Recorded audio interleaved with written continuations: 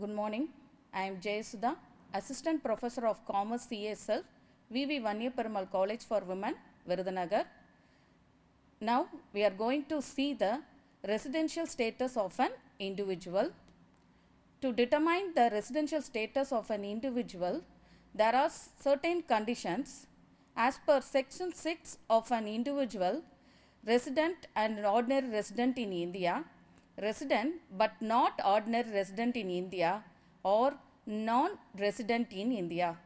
There are two sets of conditions to determine the resident status of an individual.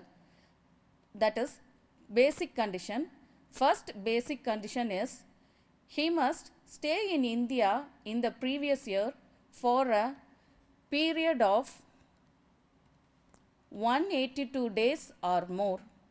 Or another condition is he must stay in India for 60 days or more in the previous year and 365 days during 4 preceding previous year. This is basic condition.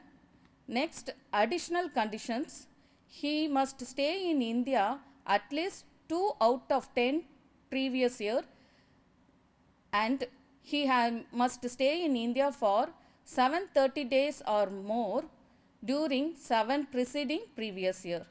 These are the two sets of conditions to determine the residential status of an individual. Then we are going to see first resident. What is resident? An individual is said to be a resident in India if he satisfies any one of the basic condition. If he satisfies any one of the basic condition means he is said to be a resident. Then resident and ordinary resident means how we find out means he must an individual if he satisfies the one basic condition and both additional condition means he is said to be ordinary resident. Next, resident but not ordinary resident. An individual is said to be resident but not ordinary resident in India if he satisfy any one of the basic condition but not satisfy the both additional condition means he is said to be not ordinary resident. Next, non-resident. Non-resident means if he satisfied none of the basic condition. If he not satisfied any one of the basic condition, he is said to be non-resident. So there are some exemption to the basic condition. That first exemption is in India, an Indian citizen who leaves India during the previous year for the purpose of taking employment outside India, or an Indian citizen leaving India during the previous year as a member of the crew of an Indian ship. Second exemption is an Indian citizen or a person of Indian origin who comes on visit to India during the previous year. This is the second exemption to the basic conditions. Now we can see one example. Here I given one sum. Sri Ramesh, who was born and brought up in India, went for further studies to UK on 1st March 2021 and came to India on 1st October 2022 early in the morning. Find out his residential status for the assessment year 2023-24. In the sum, we have to identify first what is assessment year we have to write. Then next we have to write the previous year. Assessment year means 2023 to 24. Previous year means 2022 to 23. So in the sum, first we have to identify when he left India and again when he came to India. So in the sum, so first he left India on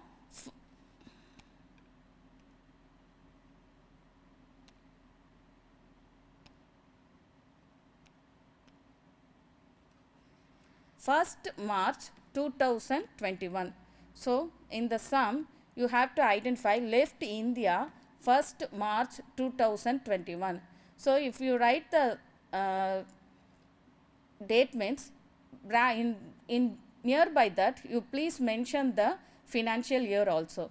Then again you go to the sum, and when he came to India, so you have to see in the sum when he came to India. He came to India on 1st October 1st